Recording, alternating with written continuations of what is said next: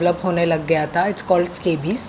जो आपको नहीं पता है, ये बेसिकली छोटे माइट्स रहते हैं, वो आपके स्किन के अंदर बरो मतलब चले जाते हैं और ये बहुत बड़ी तादाद में रहते हैं। तो फिर आपको है ना रैशेस। ये बिग बॉस ने किया था एक ही वॉशरूम 17 जन को पनिशमेंट के तौर पे, क्योंकि हम टास्क हार गए तो नीचे आपको सोना पड़ेगा, आपको फर्नीचर यूज़ नहीं करना है, मतलब कुछ भी पनिशमेंट चल रहा था। वो उन्हें ध्यान में नहीं आ रहा था डर्टी एनवायरनमेंट। तो उन्होंने बोला एज अ कंसर्न के आर्टिस्ट के साथ ऐसा होना नहीं चाहिए, क्योंकि उनकी बॉडी और उनका फेस और उनकी स्किन बहुत इंपॉर्टेंट है। Because nobody wants to see a rashed body, क्योंकि काम हमें इन्हीं चीज़ों पे मिलता है। और मेरा सिलेक्शन भी बिग बॉस में इसी वजह से हुआ था। जी, मैं यही कहूँगी कि मेरा एक्चुअली एंडमॉल और जियो हॉटस्टार से बहुत पुराना रिश्ता है, क्योंकि मैंने उनके साथ हिंदी किया था, हिंदी बिग बॉस। तो जब मुझे मराठी का ऑफ़र आया तो मैं तो सुपर एक्साइटेड थी। एंड बीइंग महाराष्ट्रन, हमें हमेशा पूछा जाता है, हमारे जो महाराष्ट्रन कम्युनिटी है, कि आपने मराठी में कुछ किया है क्या। तो मुझे ये बहुत अच्छी अपॉर्चुनिटी लगी कि मराठी में, और बिग बॉस ही था, पहले किया था, तो मैंने सोचा कि मराठी कर लेते बिग बॉस। लेकिन जब मैं घर के अंदर गई, थोड़ा सा मेरा एक्सपीरियंस अलग निकला, क्योंकि जब मैं घर के अंदर गई, एक मैंने हाइजीन करके जो बहुत बड़ा मुद्दा था वो वहाँ पे बहुत कॉम्प्रोमाइज़ हुआ, क्योंकि चौथे पाँचवें दिन ही मुझे ये इन्फेक्शन डेवलप होने लग गया था। It's called scabies. जो आपको नहीं पता है, ये बेसिकली छोटे माइट्स रहते हैं, वो आपके स्किन के अंदर बरो मतलब चले जाते हैं और ये बहुत बड़ी तादाद में रहते हैं। तो फिर आपको है ना रैशेस, इचिंग और ये सारी चीज़ें शुरू होती है। ये मुझे पता नहीं था घर के अंदर कि मुझे स्केबीज़ हुआ है। लेकिन वो धीरे धीरे जैसे जैसे दिन और हफ्ते बढ़ने लग गए, वो इन्फेक्शन स्प्रेड होने लग गया। तो पहले मेरे बॉटम पे था, फिर मेरे थाइस पे आया, फिर मेरे लेग्स पे आया, फिर मेरे चेस्ट पे आया, टमी, और वो धीरे धीरे हाथ और फेस पे बढ़ने लग गया। तो जब मेरे फेस पे बढ़ा ना, दैट्स व्हेन आई पैनिक्ड। और मैं उनके डॉक्टर से बात भी कर रही थी, मैं उन्हें बता रही थी कि मुझे ये सब हो रहा है। उनके डॉक्टर्स को कुछ नहीं समझ में आ रहा था। 2 बार उनके डॉक्टर्स मिले भी, वो बोल रहे थे ये क्या हुआ है, वो मुझे ही पूछ रहे थे आपको क्या हुआ है। मैंने कहा ये हुआ है, आप डॉक्टर हैं, आप ही बताइए। तो उन्होंने बोला अच्छा खाओ, अच्छा रहो, अच्छे से खेलो। मैंने बोला क्या आपने बिग बॉस देखा है? ये सारी चीज़ें पॉसिबल नहीं है जब आप शो के अंदर रहते हैं। अच्छा खाना पीना रहना ये सब तो होगा नहीं। फिर एक और मुझे हमेशा और जब मैंने शो से जब मैं बाहर निकली, मैंने तुरंत डॉक्टर को अप्रोच किया। तो डॉक्टर ने मुझे बताया ये बीमारी अभी आसानी से किसी को होती नहीं है, ये तुम्हें कैसे हुई। और उन्होंने बोला कि ये आपको हाइजीन जब बहुत कॉम्प्रोमाइज़ रहता है, जब बहुत गंदा रहता है एनवायरनमेंट, ये वहाँ से होते हैं।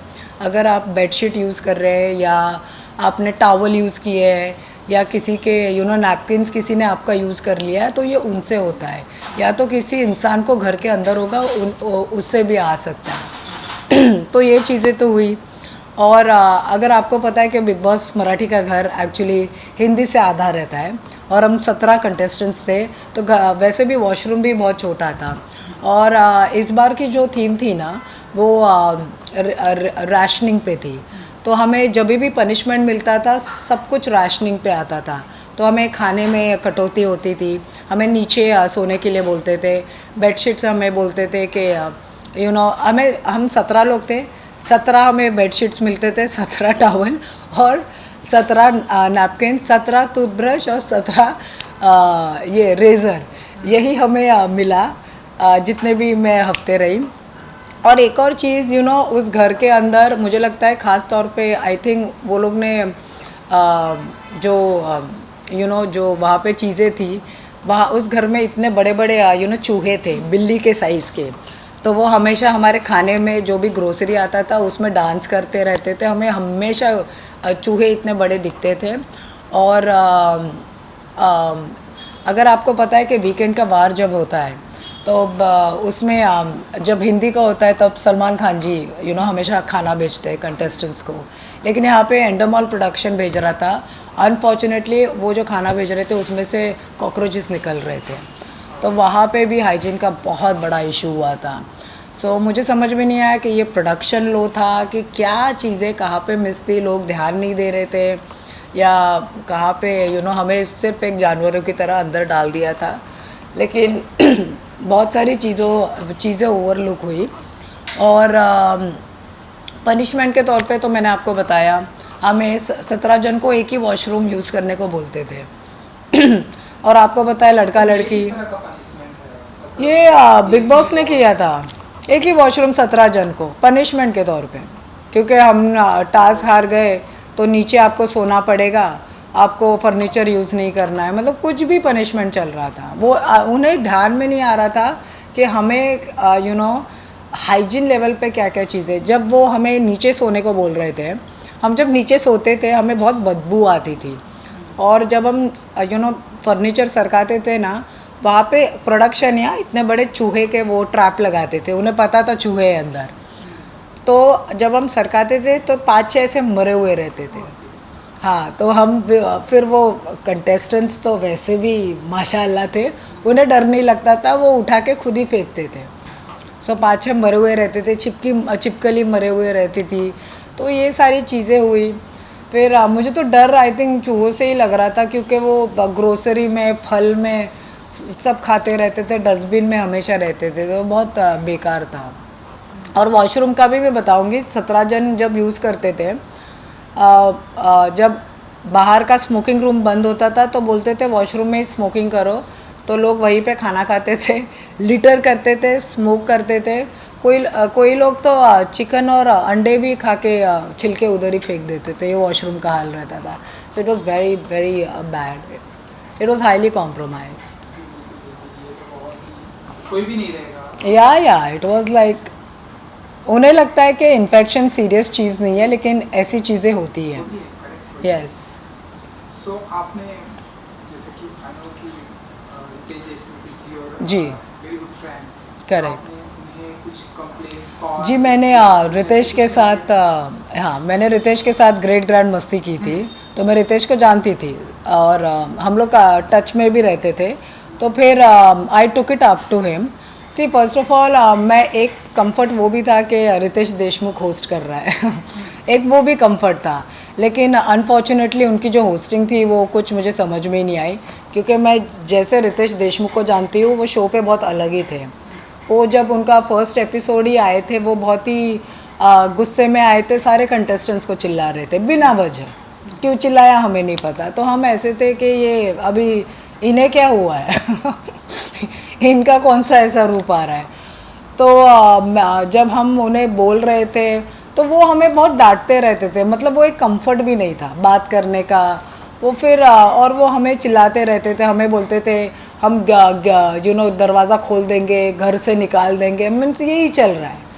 सो even as a host he was quite, मुझे तो समझ में नहीं आए, मतलब समझ में नहीं आ रहा था। बिग बॉस एक प्रेशर दे रहे थे ऊपर से। मराठी सीज़न में बिग बॉस बात भी कर रहे हैं आपके साथ, वो एक अलग प्रेशर दे रहे हैं। Ritesh Deshmukh as a host कुछ अलग प्रेशर दे रहे हैं, और कंटेस्टेंट्स को कुछ समझ में नहीं आ रहा था कि करना क्या है। और मैंने I did take it up to him. So मैं यही कहूँगी कि रितेश देशमुख से मैंने ये बात कही थी। मैंने इनफैक्ट जब मैं एविक्ट हो रही थी, मैं 2 दिन पहले से ही प्रोडक्शन को बोल रही थी कि मेरा ये पूरा बॉडी पे इन्फेक्शन आया है, आप लोग कुछ नहीं कर पा रहे हैं, तो बेटर आई ओनली लीव। और मैंने उनको कंटिन्यूसली कैमरा पे मैं बोल ही रही थी, मैंने पूरी अपनी बैग भर दी है। एंड लकीली नेक्स्ट डे मैं एविक्ट हो भी गई थी, सो आई वॉज वेरी हैप्पी। और मैंने रितेश देशमुख को 5-6 बार इनफैक्ट एपिसोड में बोला था कि मुझे इन्फेक्शन हुआ है, एंड यहाँ पे बहुत सारी चीज़ें मिल नहीं रहे हैं, इट्स वेरी डर्टी एनवायरनमेंट। तो उन्होंने बोला एज अ कंसर्न के आर्टिस्ट के साथ ऐसा होना नहीं चाहिए, क्योंकि उनकी बॉडी और उनका फेस और उनकी स्किन बहुत इंपॉर्टेंट है, because nobody wants to see a rashed body, क्योंकि काम हमें इन्हीं चीज़ों पे मिलता है। और मेरा सिलेक्शन भी बिग बॉस में इसी वजह से हुआ था, मैं यही कहूँगी।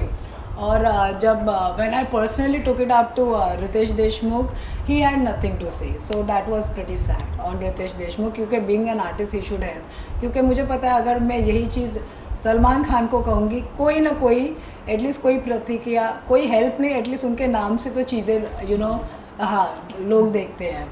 सो या ये था। तो ये बहुत ही कैजुअल, और शो का फॉर्मेट बहुत ही अजीब था, बहुत ही सख्त था, बहुत ही टॉर्चर किया गया था फॉर नो रीज़न। सनलाइट नहीं था, वो एक्चुअली ओपन एयर जगह नहीं है और हमारे मतलब कपड़े भी 3-3 दिन के बाद सूखते थे, टावल उन 3-3 दिन में किसने क्या हमारे कपड़ों के साथ किया, टावलों के साथ किया, वो चूहे डांस करते थे, तो बहुत ही मतलब अजीब था शो। सो मेरे लिए वो इतना एक्सपीरियंस खास नहीं था। एंड द वर्स्ट वॉज कि मुझे इन्फेक्शन हुआ स्केबीज करके, which is a skin infection. So मैं तो यही कहूँगा कि अच्छा किया आपने अपने आप को ही इवेक्टेड कर लिया, क्योंकि कोई भी नहीं रहना चाहेगा ऐसे। या एंड यू नो वहाँ पे घर के अंदर रहना बहुत लोगों के लिए बहुत बड़ी अपॉर्चुनिटी भी है। अगर आप उन्हें पूछेंगे ना, वो आपको जो मैं बोल रही हूँ ना, आप कभी मतलब जितने भी कंटेस्टेंट्स आ रहे हैं ना उन्हें पूछ सकते हैं इफ़ अगर आप उनका इंटरव्यू कर रहे हैं तो। सो क्योंकि सोनाली जी आपने तो बिग बॉस हिंदी में जी किया है एंड नाउ मराठी में भी, तो कुछ अब ये तो बहुत ही जिस तरह से आप बता रहे हैं बहुत ही जमीन आसमान मैं इनफैक्ट का एक अंतर और चीज़ बोलती हूँ, जब से कोविड हुआ है ना, ये इनफैक्ट एक पनिशेबल ऑफेंस है, स्प्रेड ऑफ इन्फेक्शन। तो ये अंडर 271 और 272 के एक्ट में आता है। सो इसीलिए उसी के इस बेसिस पे मैंने इन्हें ये नोटिस भेजी है from my lawyer mister Nitin Satpute. वहाँ से कुछ रिप्लाई आया? ऑफ कोर्स उनका रिप्लाई आया मुझे। ये नोटिस का कुछ रिप्लाई आया? जी हाँ, मुझे एंडोमॉल और जियो हॉटस्टार से दोनों से नोटिस का जवाब आया है, लेकिन वो यही बोल रहे हैं कि ये बहुत फ्रिवलस एलिगेशंस है, ऐसा कुछ हुआ ही नहीं है, बहुत ही एग्जैजुरेटेड है। हम सब कंटेस्टेंट का ख्याल रख रहे हैं, हम उन्हें सब कुछ दे रहे हैं, और आपको भी पता है कि बिग बॉस के अंदर सब कुछ मिलता नहीं है। आपको भी पता है कि बहुत टॉर्चर किया जाता है, बहुत ही खिलाते हैं, बहुत इमोशनली, फिज़िकली, मेंटली आपको पुश किया जाता है हर लेवल पे। सो या और हाँ, उनके वकीलों ने स्पेशली एंडोमॉल के मिस्टर जो एडवोकेट है, उन्होंने कहा कि अगर खाने में से कॉकरोचेस भी निकले तो उससे इसके भी से इन्फेक्शन नहीं होता है। उनके एडवोकेट ने हमें ऐसे जवाब भेजे हैं हमारे नोटिस में। So I really don't know how what is the professionalism like. तो ये तो बहुत ही बैड है। आई थिंक जिस तरह से आपने बताया कोई भी बिग बॉस मराठी में नहीं जाना चाहेगा इस तरह से है। तो मेरा बिग बॉस हिंदी बहुत प्यारा था। हाँ, और मैं देखा था। आप सबसे आई थिंक तभी मिली थी। हाँ जी, हाँ जी। And it was amazing. या दोबारा जाएंगे आप बिग बॉस हिंदी में सलमान खान वाले? देखिए, हिंदी मेरा बहुत अच्छा एक्सपीरियंस रहा है और उसी से मैंने मराठी किया, क्योंकि टीम सेम है। एंडोमॉल हॉटस्टार, जियो हॉटस्टार सेम टीम है। और उन्होंने जब मुझे ये ऑफ़र दिया इसका, वो यही बोल रहे थे आपने तो किया है, आपको पता है कैसा शो है, आपने तो किया है। तो मुझे लगा कि वैसा ही शो है, but when it came to quality मतलब quality of the contestant, you know, यहाँ पे क्वेश्चन मार्क है। फिर घर के अंदर का माहौल, हाइजीन, यू नो, हेल्थ पे अगर चीज़ें आ रही है then it's not cool, it's not okay. चलिए आफ्टर बिग बॉस जी, अब नेक्स्ट क्या हम पाइपलाइन अभी में नेक्स्ट देखेंगे? तो देखिए, अभी फिनाले इनका आने वाला है, हम इनके कॉन्ट्रैक्ट के अंडर में या तो हम कुछ नहीं साइन कर सकते। इनके साथ एक ऐसा कॉन्ट्रैक्ट भी बनता है, तो ना हम कोई रियलिटी शो ले सकते हैं, ना हम कोई मूवी साइन कर सकते हैं। और मतलब ये भी कॉन्ट्रैक्ट में ये सारे क्लॉजेस दिए जाते हैं। तो अगर देखा जाए तो मेरा फाइनेंशियल लॉस भी है इसमें काफ़ी हुआ है, क्योंकि मैंने 3 डॉक्टर्स चेंज किए, और मेरे ये सारे डॉक्टर्स ने यही बोला कि ये बहुत कंटेजियस है। तो मेरे वन ऑफ द डॉक्टर्स को भी हुआ ये सेम इन्फेक्शन, ये भी चीज़ हुई। और जब मैं घर से बाहर निकली तो आपको पता ही है 3 या 4 महीने का शो रहता है, तो आप उस हिसाब से प्लानिंग करके जाते। तो फाइनेंशियली भी मुझे काफ़ी लॉस हुआ है। मतलब उस दौरान जितने भी शोज़ थे या मूवीज़ थे, क्योंकि हमें बताना पड़ता है कि इनके साथ हमने कॉन्ट्रैक्ट साइन किया है, फिर उसके पोस्ट भी हम कुछ नहीं साइन कर सकते। So I am just waiting for the finale too, ताकि हम कुछ next, because I think there was a upcoming reality show, बाद में मुझे पता चला I am under the contract, I can't be part of.